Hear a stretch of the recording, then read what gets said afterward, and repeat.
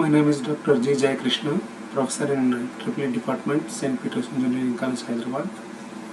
In this lecture, we will discuss about electrical and electronics instrumentation subject.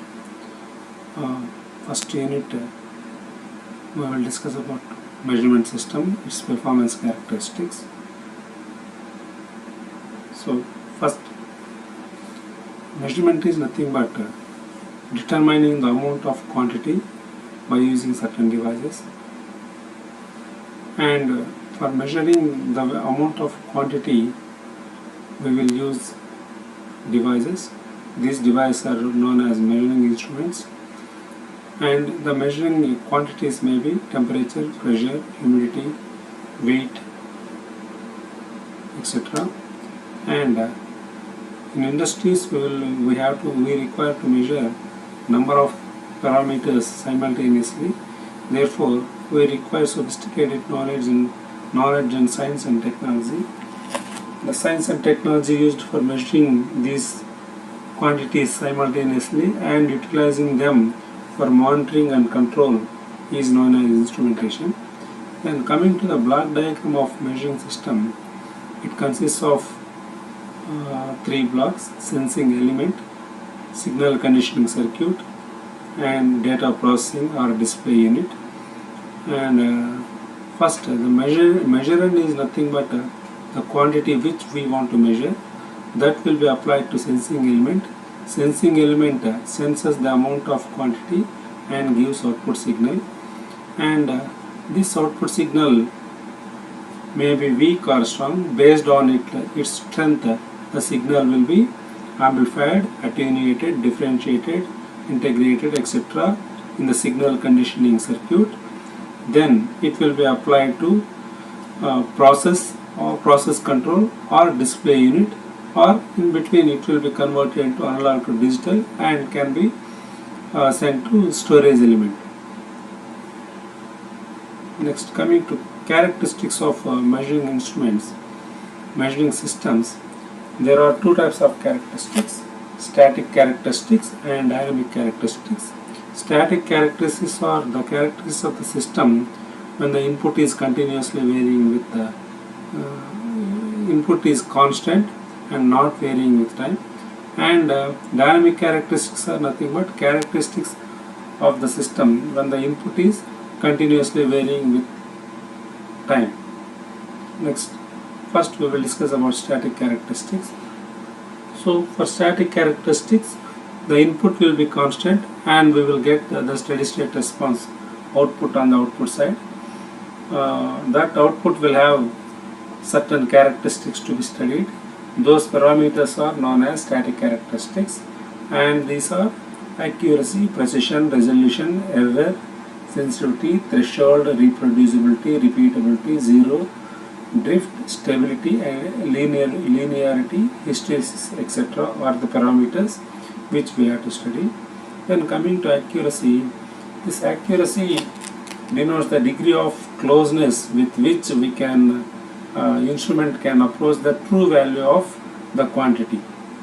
So we are measuring some parameter.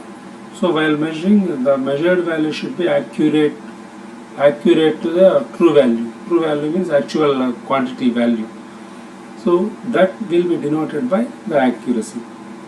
Normally this measured value will differ from true value because of environmental conditions and change in performance characteristics of measurement systems. And this accuracy can be expressed in the percentage of full scale value or percentage of true value, and it can be mathematically expressed as A is equal to 1 minus relative error. Then coming to precision, this precision is normally used when same quantity is measured number of times. When same quantity is measured number of times, the nearness of different values will be measured by precision. So if all the measured values, if one quantity is measured number of times, all the times if we get nearer values, then we can say precision of that instrument is good. So this precision is obtained by this expression. And next, coming to accuracy, the difference between accuracy and precision is,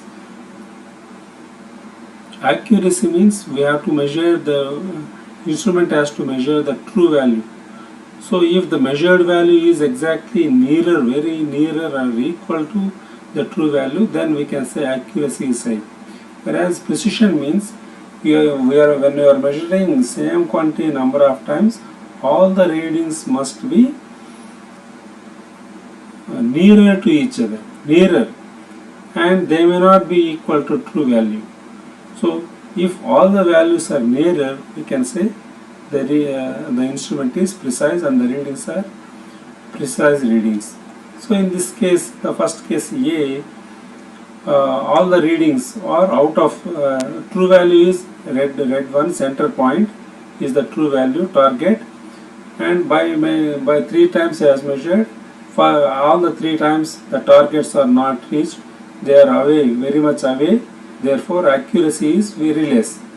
And all the 3 readings or 3 arrows are very far off each other, therefore precision also less.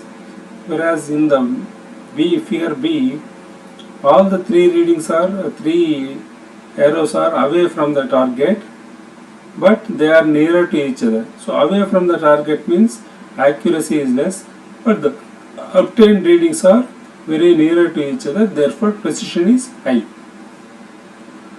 In the third figure, so all the 3 arrows are nearer to the target, therefore accuracy is high, but they are far distance from each other, therefore precision is low.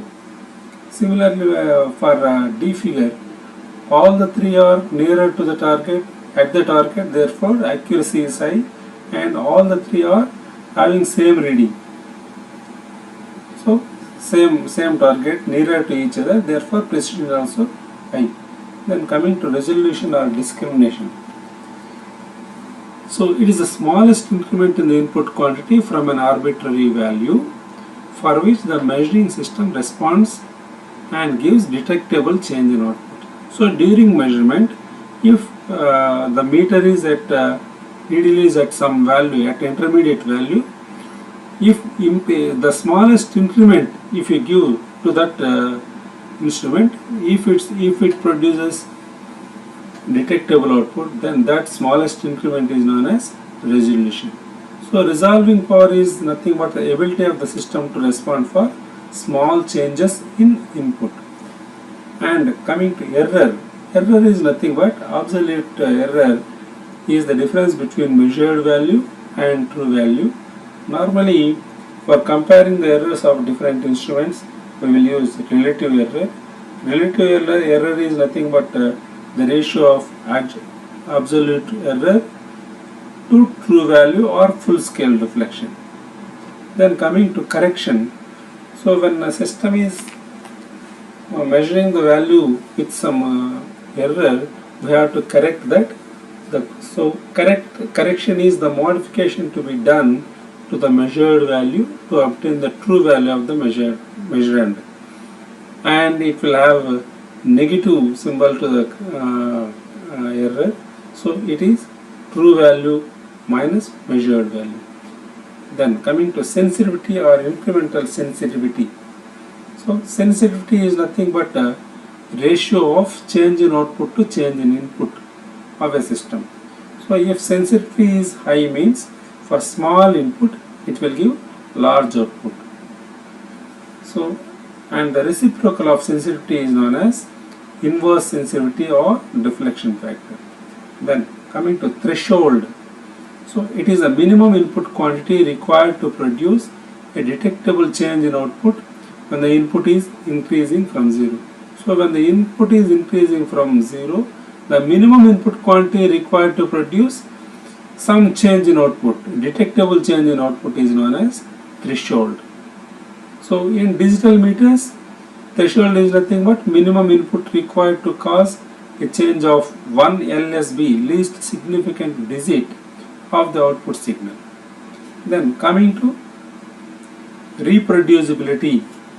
Reproducibility is the degree of closeness of the output signals when the same input quantity is measured by different instruments at different environmental conditions and at different times. So using different instruments and at different environmental conditions, we are measuring same quantity. The nearness of same quantity number of times. The nearness of the readings will be represented by reproducibility. So if perfect reproducibility is obtained, we can interchange the transducers in one place to other place. Next, coming to drift. So it is the gradual shift in the indicated value over a period of time when input variable does not change. So though the input is not changed, the output will gradually increase. That is known as drift. This increase may be due to environmental factors around that may be stray electric fields, stray magnetic fields, thermal EMFs, temperature changes, mechanical vibrations, etc. Then coming to stability. So stability of it is the ability of an instrument to retain its performance throughout its life period. So it is stability. Then coming to zero stability. So while using an instrument, it will read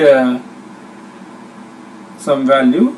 So after input is removed, the ability of the instrument to restore to zero is known as zero stability. So zero stability is nothing but ability of an instrument to restore to zero after input quantity is removed. Next, coming to linearity. Linearity is the ability of instrument to produce output proportional to input. So if it produces proportionate output with the input, then we can call it as it is having good linearity. So some meters will not produce linear output and deviation will occur because of some reasons, some deviations in the internal components of the system. Then linearity will be measured using the ratio of maximum deviation of output from idealized straight line divided by actual reading. Next, repeatability. So repeatability is nothing but the closeness of group of output signals obtained when same observer measures the same input quantity using same methods and same apparatus under same operation conditions, but over a short span of time. So over a short span of time, same quantity is measured by using same observer, same instrument and same methods and same environmental conditions. The nearness of the output readings will be given by repeatability. So the repeatability of transducer is more important than its accuracy for producing good product quality. Next, deadband. It is the largest change in input quantity to which the measuring system does not respond. So if the input is increased from 0 to the system up to certain value, the output you will not get, measuring system will not respond and we will not get any output. So that quantity is known as deadband, and this may be due to static friction, backlash or hysteresis. Then coming to span and range. Span is nothing but range. First we will discuss about range. Range is nothing but for every meter there will be lower value and upper value. The lower value to upper value is known as range. Then coming to span, the difference between lower scale value and full scale value is known as span. Next, scale readability. So it denotes the extent to which a reader can be able to read the indication value on the scale. So scale should be clearly visible. Then coming to input impedance and output impedance. So When a measuring system is connected to physical quantity, it should measure it without consuming power from the input signal, input source. Therefore, the instrumentation system should have very high input impedance, and it should not consume any power from measuring quantity. On the other hand, on the output side, it has to deliver the complete signal, output signal, to the next device, next block in the system. Therefore, it should have low output impedance. Next, coming to hysteresis. So a hysteresis error is nothing but when load or input to a system is increased from 0 to its maximum value gradually, you will get some output value, but during decreasing process from maximum to 0, we will not get same value during decreasing. That difference is known as hysteresis. This is due to storage elements in the system. Then coming to dynamic characteristics. Dynamic characteristics of a system can be obtained from the dynamic response obtained when test signals like impulse input, step, ramp, sinusoidal input signals are applied to the system. So some dynamic characteristics of measuring system are dynamic error, fidelity, bandwidth, and speed of response. Coming to dynamic error, so as usual, error we know it is a difference between true value and measured value, and in this case dynamic error means it is a difference between true value and measured value when the input quantity is continuously changing with time. So for zero order systems, dynamic error is 0, but for higher order system it will have two components, transient error and steady state error, and this dynamic error also depends on which type of signal applied to the system. So first we will see when step input signal is applied to a system, how will be the dynamic error, we will see. So in this case, when step input signal is applied, step input signal means its value is constant, therefore it will not have any derivative, therefore it will not have any transient error, and it will have steady state response, and its steady state response is represented by its static sensitivity, which is the ratio of magnitude of output to magnitude of input signal. Next, coming to dynamic error when system is subjected to ramp input and sinusoidal input. In this case, it will have both steady state and transient system components. For ramp input, steady state error is constant and is given by the ratio of difference between measured value and true value, and for sinusoidal input, steady state error is given by phase error, and phase error is defined as the phase difference between input quantity and output quantity. The transient component will be expressed in terms of dynamic sensitivity, which is given by the ratio of peak amplitude of output signal to peak amplitude of input signal. Next, coming to fidelity. So fidelity is nothing but the ability of measuring system to follow the variations in input quantity instant by instant. So instant by instant, if the input is changing, proportionately output also should follow the input.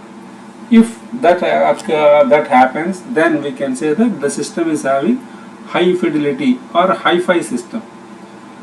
Only zero order systems will exhibit excellent fidelity, but for first, second and third order systems, their performance under steady state for sinusoidal input will be taken as reference. So if the system has excellent fidelity, then the input-output waveforms will coincide, and the phase angle error and amplitude error will become 0. If the system has flat amplitude frequency characteristic over a wide range of frequencies, then its fidelity is said to be good. Then coming to bandwidth. So it is the range of frequency for which its dynamic sensitivity is satisfactory or within plus or minus 2%. So we have to draw a graph between frequency and amplitude. If that curve is within plus or minus 2% of sensitivity, then we can say we can determine its bandwidth. Then coming to speed of response. Speed of response is nothing but ability of measuring system to respond to sudden changes in input signal. It can be evaluated by studying about four terms: time constant, settling time, measurement lag, dynamic range. So time constant, it is the time taken by the measuring system to reach 63.2% of final value, and normally it depends on system parameters. Then coming to settling time, it is the time taken by the indicated value or measured value to reach 99% of its steady state value. So it depends on components in the system and operating conditions. It also depends on damping provided in the system. Next, measurement lag. It shows the time delay in occurrence of output signal due to an input signal. So after applying input signal, some time delay will occur to get output. That delay is measured by measurement lag. So if sinusoidal signal is applied to a system, its measurement lag is given by theta is equal to omega n into t, where omega n is frequency of input signal, t is time constant of measuring system. Then coming to dynamic range, so it is a range of input signals for which measuring system is likely to respond under dynamic conditions. So it is range of input signals for which the system will respond under dynamic conditions, means when the input is continuously varying. This dynamic response is measured by the ratio of magnitude of largest input signal to magnitude of smallest input signal. So normally it is expressed in decibels, dB. Thank you.